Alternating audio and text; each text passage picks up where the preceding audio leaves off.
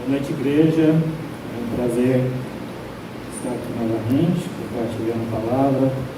Um culto de ceia, ainda por cima. Um culto muito especial, sempre. E nada melhor do que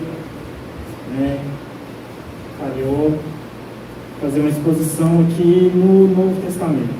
A gente poder falar um pouco sobre Jesus. Porque é verdade que Jesus está na boca do povo, Jesus está na boca de todo mundo. E, afinal, quem que é esse Jesus de que todo mundo tem vontade e gosta de falar? E se vocês abrirem lá no capítulo 14 do Evangelho de João, quarto Evangelho, versículo 6, eu leio na Nova Almeida Atualizada. A gente tem esse famoso versículo, As crianças aprendem desde cedo a decorar, acredito, muitas aqui já decoraram, Respondeu-lhe Jesus: eu sou o caminho e a verdade e a vida. Ninguém vem ao Pai senão por mim. Irmãos, essa eu acho que eu vou considerar que é a primeira parte de uma série de, pelo menos 3 estudos sobre quem é Jesus.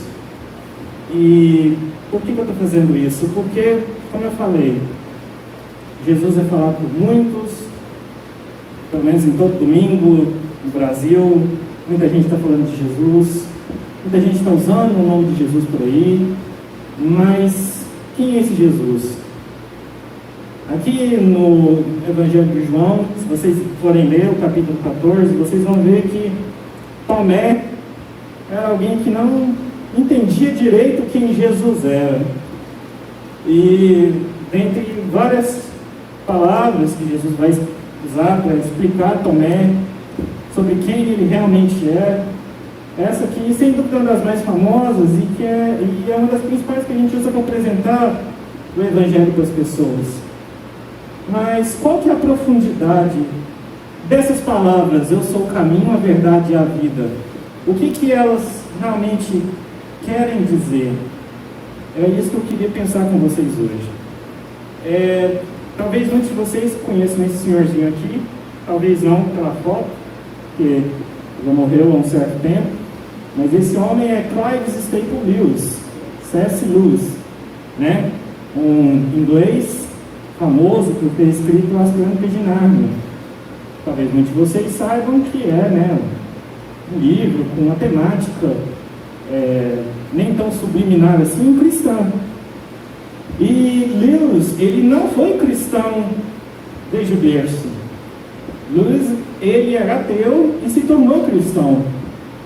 E não só era ateu e se tornou cristão, mas se tornou um dos maiores defensores modernos do cristianismo enquanto verdade que o século XX já conheceu. E escreveu vários livros em defesa disso, em uma defesa moderna, mais racional, falando mais da mente do homem moderno. E uma delas foi o livro Cristianismo Puro e Simples, que eu recomendo a vocês todos a lerem. Tanto não cristãos em processo de se tornarem cristãos e cristãos há muito tempo. É um livro excelente. E nesse livro, que ele vai mencionar quem que é esse Jesus de um ponto de vista imparcial. Quem é esse Jesus? Como eu posso falar dele? E Lewis vai dizer o seguinte, num argumento que ficou conhecido como Trilema de Lewis. Na verdade, o argumento não é original dele, outros autores antes dele já usaram esse argumento, mas Lewis foi responsável por popularizar esse argumento. Literalmente, no livro, ele escreve assim: estou tentando impedir que alguém repita a arrematada tolice dita por muitos a seu respeito. Estou disposto a aceitar Jesus como um grande mestre da moral, mas não aceito a sua afirmação de ser Deus. Essa é a única coisa que não devemos dizer. Um homem que fosse somente um homem e dissesse as coisas que Jesus disse, não seria um grande mestre da moral. Seria um lunático, no mesmo grau de alguém que pretendesse ser um ovo cozido, ou então o diabo em pessoa. Faça sua escolha. Ou esse homem era e é o Filho de Deus, ou não passa de um louco, ou coisa pior. Você pode querer calá-lo por ser um louco, pode cuspir nele e matá-lo como um demônio, ou pode prosternar-se aos seus pés e chamá-lo de Senhor e Deus. Mas que ninguém venha com paternal condescendência dizer que ele não passava de um grande mestre humano. Ele não nos deixou essa opção e não quis deixá-la. Basicamente, o que esse argumento está dizendo é que talvez você já tenha encontrado com pessoas assim, que falam: é mesmo, Jesus foi um cara muito legal, foi um exemplo de ser humano, foi um mestre, um filósofo com o qual a gente tem que aprender bastante coisa. Mas Deus? Não, é só um homem. Não tem essa de Deus. Ele só queria ensinar coisas muito importantes para a gente. Foi o homem, na sua arrogância, que transformou Jesus em Deus e etc. E o que Lewis coloca aqui, e que é o argumento, é que você só pode acreditar em 3 coisas sobre Jesus. Ou que ele é um lunático, ou que ele é um mentiroso, né? Ou seja, o diabo em pessoa, um grande mentiroso, um grande psicopata, ou que ele é o Filho de Deus. Você não tem outra alternativa.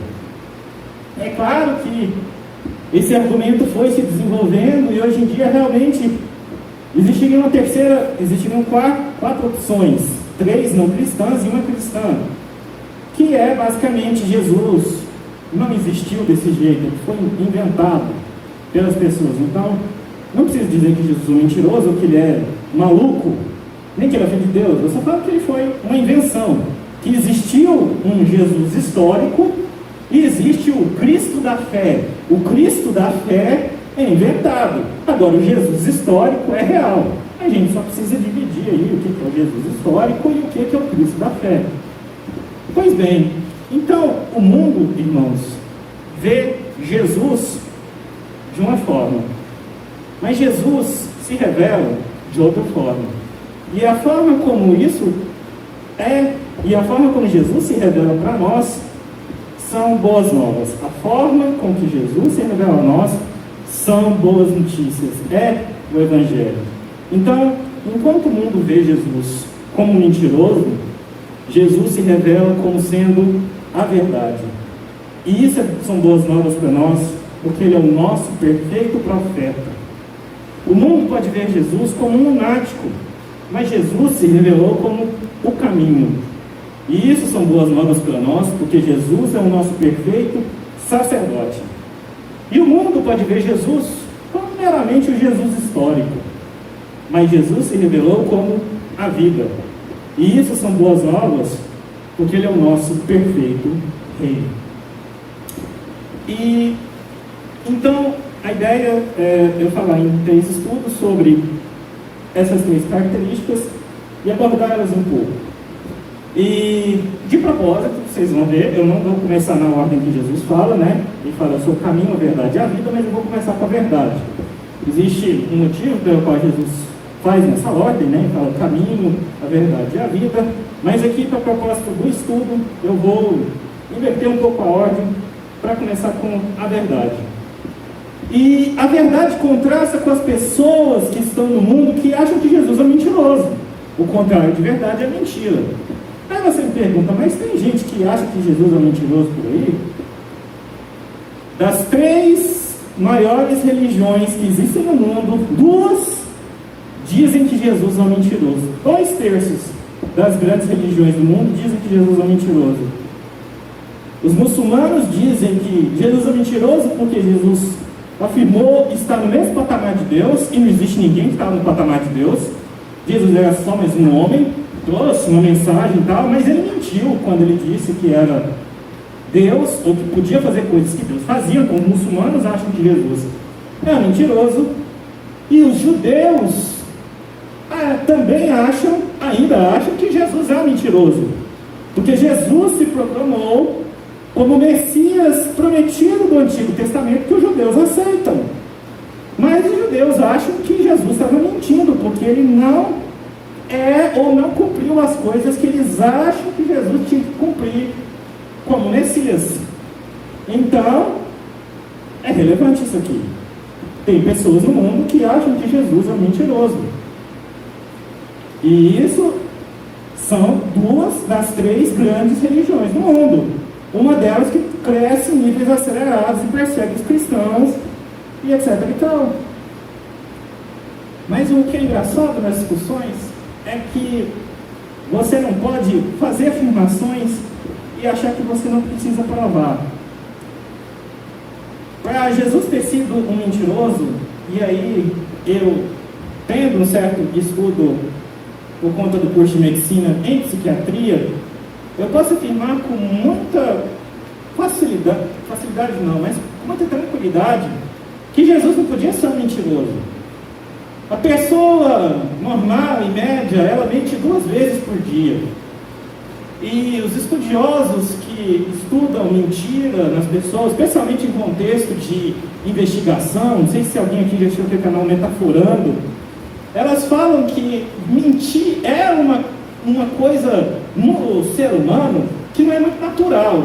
Então, quando as pessoas mentem, elas geralmente têm alguns tiques, têm alguma linguagem verbal, alguma linguagem corporal que denuncia elas. E uma das grandes coisas que denuncia a pessoa que mente é que ela não gosta de dar detalhes da mentira dela. Então, vamos supor, se tem uma pessoa que foi acusada de cometer um assassinato num prédio, ela sabe que ela matou a pessoa, mas o assassinato foi cometido no 10º andar. Se você começa a fazer pergunta para ela sobre o 10º andar, ela começa a ficar mais retraída. Mas se você começa a falar do 9º andar, aí ela já fica mais tranquila, porque ela vai ter que mentir sobre o 10º andar.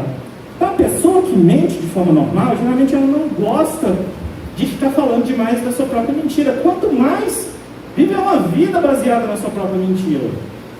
Mas você pode me dizer, não, mas Jesus era um mentiroso profissional. Ele era um compulsivo por mentir.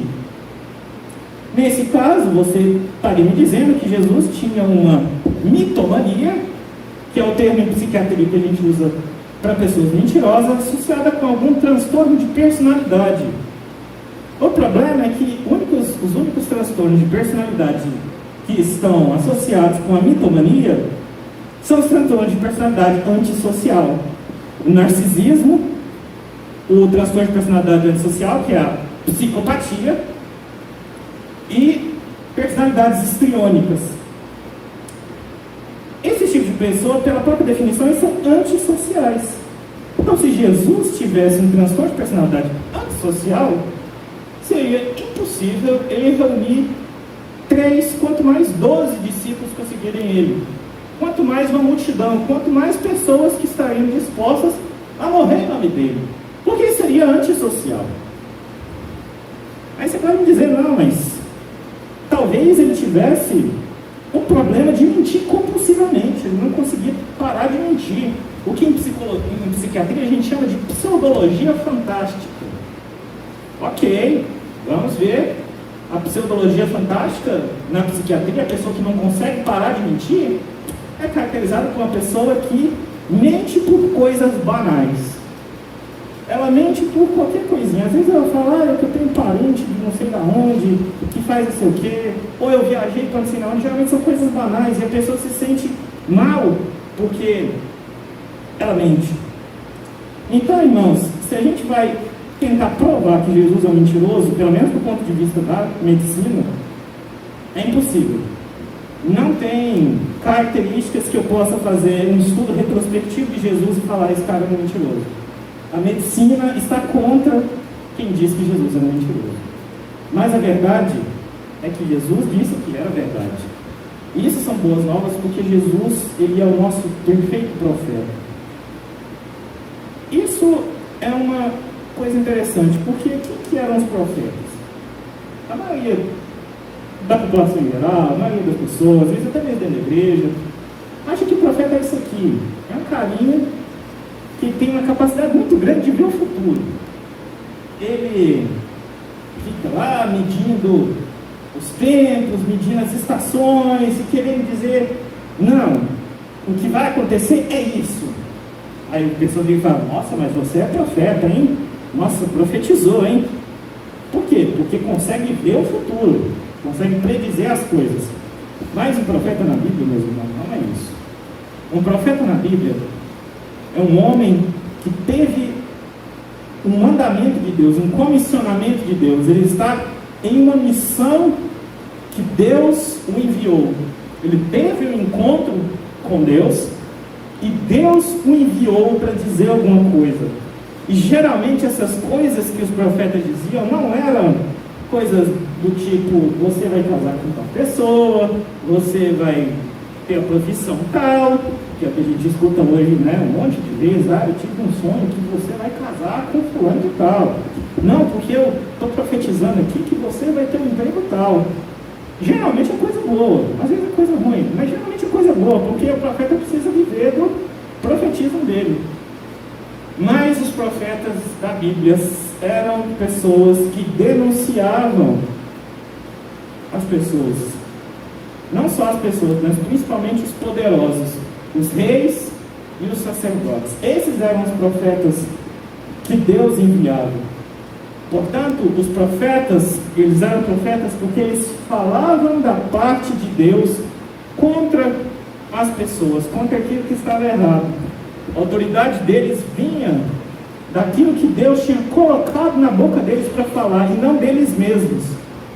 Então a gente diz que o profeta é aquele que representa Deus diante dos homens, ao contrário do sacerdote.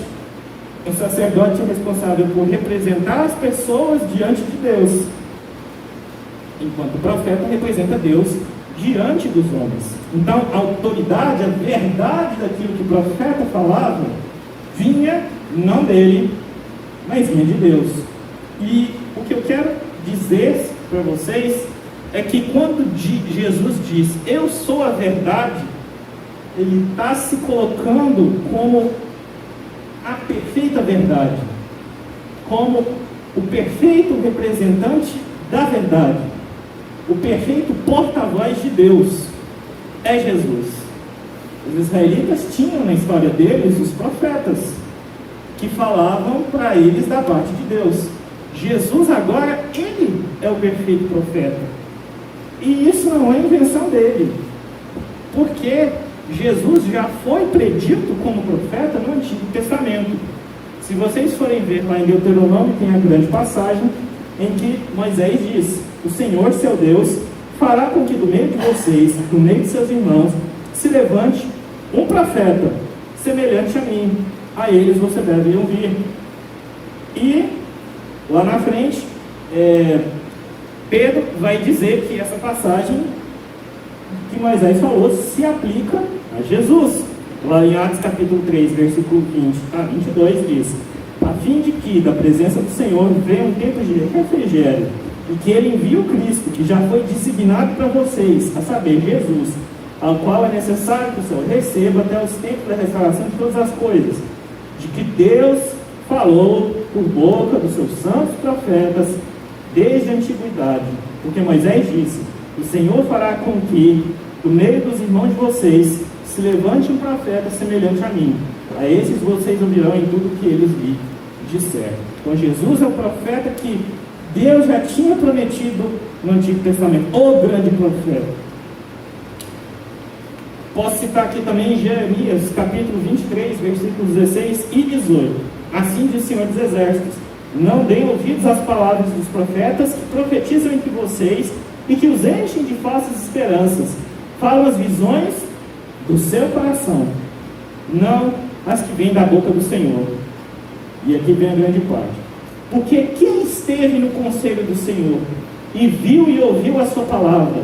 Quem esteve atento à sua palavra e a ouviu? Então, quem esteve no conselho do Senhor, quem esteve junto com o Senhor, para poder falar em nome dele, esse que esteve junto do Senhor para poder falar em nome dele é ninguém menos que Jesus. Então Jesus já foi predito como profeta no Antigo Testamento, mas não somente isso, Jesus foi confirmado como profeta no Novo Testamento. Ele mesmo se diz como profeta, pelo menos em 2 ocasiões. Aqui em Marcos capítulo 6, versículo 4, Jesus, porém, lhes disse: nenhum profeta é desprezado, a não ser na sua terra, entre os seus parentes e na sua casa. É engraçado porque aqui fica bem evidente que o que distinguiu um profeta não era bem que o profeta verdadeiro, não era tanto que ele acertava as previsões. Ele acertava, mas, claro, algumas grandes previsões seriam demorar muito tempo para acontecer. Então, talvez, enquanto a pessoa vivia e ela escutava o profeta, talvez aquilo que ele falou não se cumpria. Mas o que caracterizava muito o profeta é o fato dele ser perseguido e ser rejeitado. O verdadeiro profeta. Enquanto o falso profeta era paparicado, era agraciado, né? Nada a ver com o que a gente vive hoje. Mas, enfim. E em Lucas 13:33 também tem essa passagem. Naquela mesma hora, alguns fariseus vieram para dizer: Jesus, vai embora daqui, porque Herodes quer matá-lo. Ele, porém, lhes respondeu: vão e digam a essa raposa que hoje de manhã expulso demônios e curo doentes, e no terceiro dia terminarei. Porém, preciso caminhar hoje, amanhã e depois, porque não se espera que um profeta morra fora de Jerusalém. Então, aqui, pelo menos, dois evangelhos, Jesus se compara, né? Jesus se diz como um profeta. E também, lá em 1 Pedro, Jesus é indicado como muito maior que os profetas. E é a partir daqui que eu quero trabalhar com vocês. Porque olha só o que Pedro fala, lá em 1 Pedro 1, 10 e 11. Foi a respeito dessa salvação que os profetas indagaram e investigaram. Eles profetizaram a respeito da graça destinada a vocês, investigando qual a ocasião, quais as circunstâncias oportunas que eram indicadas pelo Espírito de Cristo.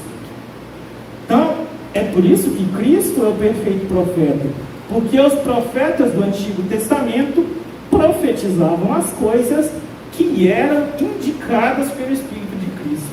Quem falava para os profetas do Antigo Testamento falarem as coisas que falavam, não era ninguém senão Jesus Cristo através do Espírito Santo.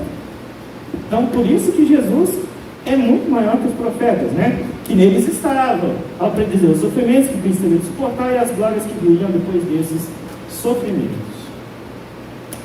Então, irmãos, aqui nós temos então, colocando por que Jesus é um profeta, com evidência bíblica, com evidência textual, mas, como eu falei, por que isso são boas novas? Por que isso está no Evangelho? Por que a gente tem que escutar isso? Então, eu sou a verdade. Quando Jesus diz, eu sou a verdade, o que isso significa para nós? Então, primeiro, que nós devemos ouvir Jesus. Isso é muito claro. A gente tem que escutar o que Jesus diz. A gente tem que prestar atenção ao que Jesus está falando. Certo? Por quê? Primeiro porque, né, Jesus é um profeta porque fala diretamente da parte de Deus. As palavras de Jesus são a palavra de Deus. Portanto, ouvir a Jesus é ouvir a Deus. Mas por que Jesus é diferente e é maior que todos os profetas? Porque tudo o que Jesus falou eram profecias, eram palavras proféticas, não somente alguns discursos.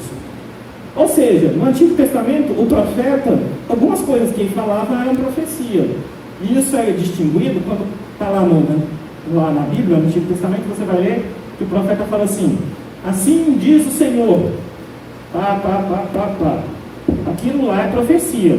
Outras coisas não são. Então tem coisas que o profeta fala, mas ele avisa, né? Ó, isso aqui é profecia. Aí depois ele para, isso aqui não é. Jesus não. Tudo que Jesus fala é profecia. Tudo que Jesus fala é da parte de Deus. E por que Jesus é um profeta ainda maior? Porque ele compreendia tudo aquilo que ele profetizava. Enquanto os profetas do Antigo Testamento às vezes profetizavam coisas que eles nem mesmo entendiam, né? Deus ia lá e mandava eles falar coisas que só iam se cumprir lá muitos anos à frente. Jesus não. Tudo que Jesus profetizava, ele entendia o que ele estava falando. Por isso, irmãos, a clareza com que Jesus fala, a capacidade de qualquer pessoa, por mais iletrada que seja, com o menor estudo que ela tenha, mais jovem que ela seja, mais velha que ela seja, ela consegue entender o que Jesus está falando. Jesus é a perfeita revelação de Deus. E, portanto, irmãos, não tem como a gente querer viver uma vida cristã sem ouvir Jesus. E aqui talvez, né, novamente, vocês têm aquela preocupação: mas como é que eu escuto Jesus?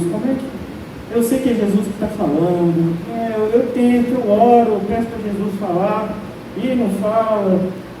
E não é assim. Jesus fala através da sua palavra. Jesus fala através da Bíblia. Uma frase famosa que eu gosto muito. Quer ouvir Jesus falando? Leia a Bíblia. Quer ouvir Jesus falando em voz alta? Leia a Bíblia em voz alta. Porque tudo que está escrito na Bíblia é a palavra de Deus. Então é ali que você vai para escutar Jesus.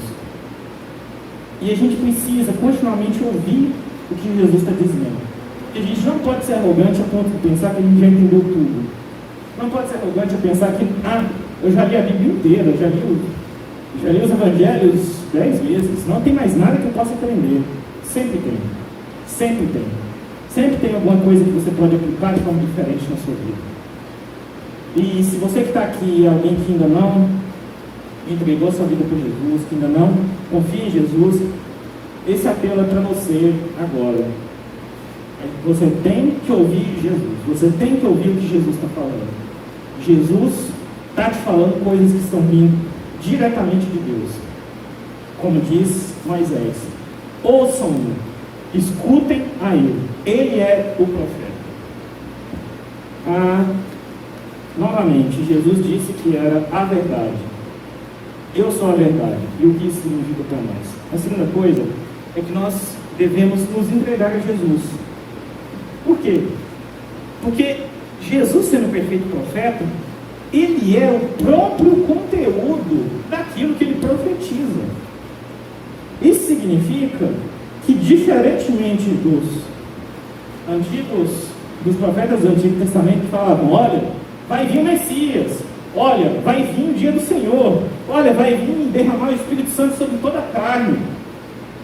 Jesus não estava falando de coisas que iam vir, ele estava falando dele mesmo. Jesus falava, eu sou o Messias. Ele não falava, está vindo o Messias. Ele falava, eu sou o Messias. Jesus não falava, eu estou trazendo o reino de Deus. Falava, não, eu trouxe. Então, falava, o reino de Deus está vindo. Falava, não, eu trouxe o reino de Deus. Eu estou subjugando demônios, estou subjugando potestades, eu estou trazendo o reino de Deus. Jesus não falou, eis que vem o Espírito Santo. Não, ele falou, eu vou trazer o Espírito Santo. É através de mim que todas as coisas são feitas. Então, a gente não pode simplesmente achar que Jesus só fala, mas ele é o conteúdo daquilo que ele fala. Ele é a própria mensagem. Ele é a própria palavra, ele é o próprio verbo de Deus. Lá em João 1 vai dizer, né, o que é que no princípio era o verbo, e o verbo estava com Deus, e o verbo era Deus. E o que é esse verbo? É a criação. Quando Deus fala, haja luz, é através do Filho que ele está falando. Então, ele é a palavra. E, em segundo lugar, o que a gente tem que lembrar, por que a gente deve nos entregar a Jesus, é porque ele não apenas tem autoridade para anunciar a salvação e o juízo, ele tem autoridade para executar a salvação e o juízo. O profeta do Antigo Testamento, ele vinha e falava, isso é relevante especialmente em Jeremias, especialmente em Ezequiel, arrependam-se, nação de Israel. Vocês têm que voltar seus corações para Deus, vocês têm que voltar seus corações para o Senhor. Se arrependam, senão vai vir e vai julgar vocês. Não tinha como o coitado israelita do Antigo Testamento chegar no profeta e falar, ô profeta, é mesmo, eu tenho que me arrepender, me diz aí. O profeta ia falar, não, você tem que confiar em Deus, você tem que obedecer o que Deus está falando. Não é para mim que você tem que vir, né? Se chegasse alguém, ô Isaías, ô Elias, me diz aí, tá, agora eu vou seguir você, agora eu estou de boa. Não, claro, vive a sua vida, mas viva a sua vida debaixo da aliança que Deus fez com a nação de Israel. Mas com Jesus não. Jesus diz, se arrependam da sua salvação e venham a mim, porque sou eu que dou arrependimento. E Jesus podia falar, quem não se converter será julgado, porque é pelo sacrifício dele que também as pessoas vão ser julgadas, porque aquele que não está em Cristo na sua morte vai experimentar aquilo que em Apocalipse se fala, né, da segunda morte. É muito evidente aqui nesse texto de Colossenses que você corre para Jesus. Colossenses 2, 14 e 15 diz: cancelando o escrito da dívida que era contra nós e que constava de ordenanças, o qual nos é prejudicial, removeu inteiramente, cravando na cruz. Então aquele arrependimento, aquele novo coração que o profeta do Antigo Testamento só podia anunciar, Jesus pode realizar. Ele pega o escrito da dívida que era contra nós, ele cola na cruz e cancela. E também, despojando os principados e as potestades, publicamente os expôs no desprezo, triunfando sobre eles na cruz. Então, quando vários outros profetas do Antigo Testamento, Amós, Sofonias, falavam: olha, essas nações aqui ao redor de Israel vão tudo ser julgadas, mas, é claro, não era o profeta que ia lá julgar elas, mas Jesus podia dizer: eu vou julgar vocês. E na cruz, Jesus julgou todo potestade, todo principado e toda potestade. Então, irmãos, não é somente ouvir a Jesus. Ouvir a Jesus muita gente ouve, vem para a igreja não sei quantos anos, mas se entregar a Jesus é uma coisa diferente. Colocar toda a sua vida diante dele é uma coisa diferente. Entender que tudo aquilo que ele anuncia para que você venha a ele, e não, porque eu não estou pedindo, eu Guilherme aqui na frente de vocês, não estou pedindo que vocês me seguirem. Eu não tenho as respostas, eu não tenho o que vocês precisam. Estou falando para vocês virem a Jesus. Mas se fosse Jesus pregando aqui no lugar, e creio pelo Espírito de Deus que ele esteja, ele está te chamando você, para que você se entregue a ele. É para ele que você tem que se entregar. E é a ele que você tem que servir enquanto você viver. E se você está nesse processo de dúvida essa noite, se entregue a Jesus, meu irmão. Se entregue. Tem tantos crentes que vivem achando que somente escutar Jesus é suficiente. Não é. Não é. Tiago fala que até os demônios acreditam que Jesus é Deus. Até os demônios acreditam que Jesus é o Filho de Deus. Isso vai adiantar alguma coisa? Não vai. Para quem vem aqui na igreja e só escuta Jesus, sinto muito, isso não vai ser suficiente. Jesus vai dizer: olha, eu nunca te conheci. Né? Você também nunca conheceu Jesus? Também nunca vai te conhecer. Então, se entregue a Jesus. Essa é a segunda coisa importante. Então, primeiro, escute Jesus. É fundamental. Sem isso não tem como. Mas não pare só aí. Se entregue completamente a Jesus. Terceiro, eu sou a verdade. O que isso significa para nós? Uma vez que nós escutamos de Jesus, uma vez que nós nos entregamos a Jesus, nós devemos confiar em Jesus de forma contínua. Nós devemos estar num processo constante de escutar o que Jesus fala, nos entregar a Ele. Escutar o que Jesus fala, nos entregar a Ele. Mas apareceu uma circunstância diferente na minha vida. Não tem diferença. Continue escutando Jesus, continue se entregando a Ele. Essa é a única resposta que existe. Cometi um pecado muito grave, não sei o quê. Escute Jesus, se entregue a Ele. Não tem outra alternativa, não tem outra coisa que você possa fazer. Enquanto você estiver na caminhada da vida cristã, esse processo de confiar continuamente naquilo que Jesus disse e naquilo que Jesus fez, tem que ser um processo constante. Isso por quê? Porque o ministério profético de Jesus, ele cumpre o que anuncia por meio do Espírito Santo. Essa passagem de João aqui é muito interessante. João capítulo 20, versículo 21 e 22. E Jesus está falando com os discípulos, depois que ele ressuscitou. E Jesus lhes disse outra vez: que a paz esteja com vocês. Assim como o Pai me enviou, eu também envio vocês. E havendo dito isso, soprou sobre eles e disse: recebam o Espírito Santo. Jesus, uma vez tendo ascendido aos céus, em seu corpo físico, agora intercede por nós à direita do Pai. A ausência de Jesus aqui na terra, em corpo físico, é uma ausência real. Ela é superada, essa ausência de Jesus, somente pelo Espírito Santo, que nos mantém conectados a Jesus até que Ele volte novamente. Então, o ministério continuado de Jesus é através do Espírito Santo e, portanto, através do que o Espírito Santo faz naqueles que têm o Espírito Santo. Jesus soprou o Espírito Santo nos discípulos, né? Fez esse ato de soprar mesmo, para simbolizar aquilo que Jesus faria com todas as pessoas que o seguissem dali para frente. Todos aqueles que foram justificados por Jesus vão receber o Espírito Santo. Todos aqueles que receberam Jesus recebem o Espírito Santo. Não caiam nessas igrejas, nessas histórias que, você é crente, mas você ainda é carnal, você ainda não tem Espírito Santo. Não, quem tem Jesus tem o Espírito Santo, completa e totalmente. Às vezes com um enchimento maior, às vezes com uma percepção maior, mas o Espírito Santo não se aparta daquele que recebeu Jesus de uma vez por todas. E isso precisa ficar muito claro, porque a ação de Jesus aqui no mundo vai ser através do Espírito Santo. Então, confiando no Espírito Santo, nós confiamos em Jesus e nós conseguimos passar continuamente por todas as dificuldades da nossa vida. Que nós temos a certeza que Ele atua nas nossas vidas através do seu Espírito. Não tente tirar o Espírito da equação, mas também não pense que são só alguns privilegiados que têm o Espírito. Todos aqueles que recebem Jesus, recebem o Espírito.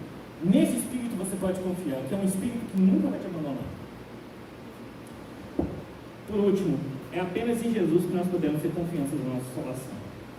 Aí, 2 Timóteo, capítulo 11, versículo 12, na verdade é outro capítulo, é só versículo 11, 12, depois Paulo fala: para este evangelho eu fui designado pregador, apóstolo e mestre, e por isso estou sofrendo essas coisas, mas não me envergonho, porque sei quem tem o crivo, e estou certo que Ele é poderoso para guardar aquilo que me foi confiado até aquele dia.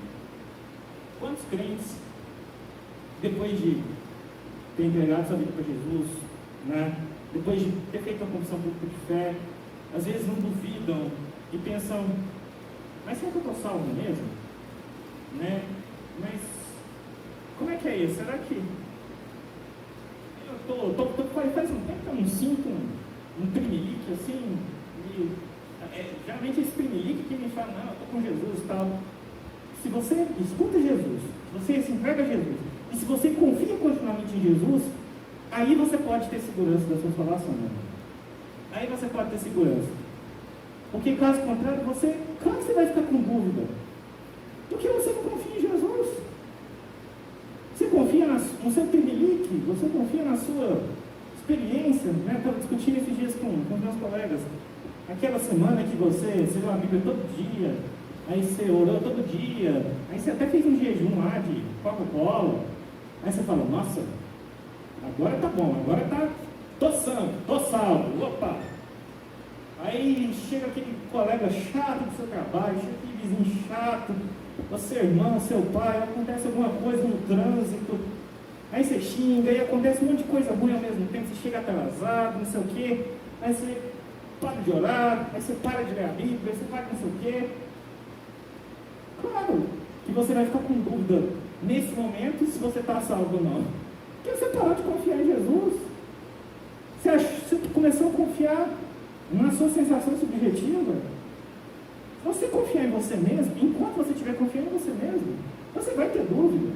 Porque você não dá conta de fazer nada. Essa aqui é a verdade. Eu gosto muito de uma frase que, ao longo da história do ser humano, um filósofo, primeiro os homens acreditavam em Deus.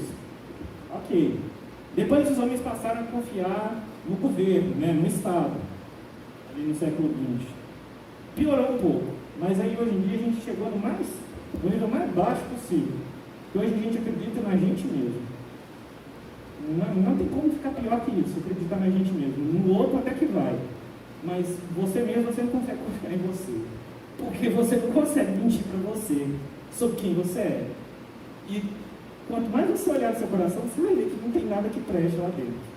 Então, ou você baixa o seu nível, ou você fica desesperado. Você não quer baixar o nível porque você quer ter algum nível de segurança. E você também não vai aguentar ficar desesperado. Então, enquanto a sua confiança da salvação não for em Jesus, no que Ele fez, no que Ele diz que fez, e no que Ele efetivamente fez, não tem mesmo segurança para você. Então você, irmão, está aqui nessa noite, que já é um crente há muito tempo, ou há pouco tempo que seja, que duvida da sua salvação, que tem dificuldade para entender como é que o Espírito Santo age em você, né, como a gente canta aqui. Eu quero te estimular, quero te encorajar a escutar o que Jesus fala, se entregar a Jesus continuamente na sua vida, confiar continuamente em Jesus. É somente assim que você vai ter confiança na sua salvação. Isso é possível. Amém? É isso.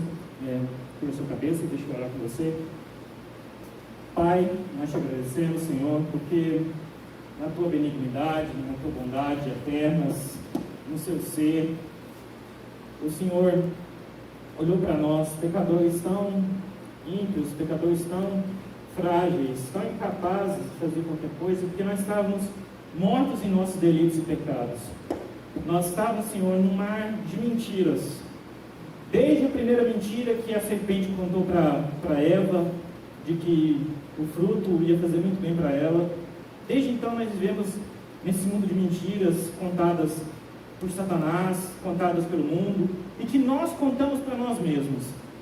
Senhor, nós queremos te pedir nessa noite que o Senhor nos dê cada vez mais gratidão por termos a verdade que é Cristo Jesus. Muito obrigado porque nesse mundo de mentiras nós podemos encontrar a verdade encarnada, que é o teu Filho unigênito. E muito obrigado porque essa verdade, ela não apenas clareia a nossa mente, ela não apenas nos dá discernimento, mas ela efetivamente nos salva, porque Jesus fala dele mesmo, porque Jesus quer atrair as pessoas, quer atrair os seus salvos para ele mesmo. Que nós possamos ter essa confiança todos os dias, de que o Senhor cumpre aquilo que ele fala, que o Espírito Santo habita em nós, e que permite que todos os benefícios que Cristo conquistou na cruz, agora sejam aplicados a nós. Que a certeza da salvação possa ser cada dia mais fortalecida por nós andarmos em santidade, por nós buscarmos o Senhor, por nós proclamarmos o Teu nome, porque essa é a verdade. Nós queremos amar essa verdade, não apenas entendê-la com o nosso intelecto, mas nós queremos amá-la, nós queremos vivê-la, nós queremos proclamá-la. É isso que eu peço para essa igreja, que o Teu Espírito encha cada um aqui e possa fortalecer cada um nessa semana. Em nome de Jesus, Teu Filho amado, Teu Cordeiro, que foi morto antes da fundação do mundo e que intercede por nós à direita do Pai, é que nós oramos. Amém.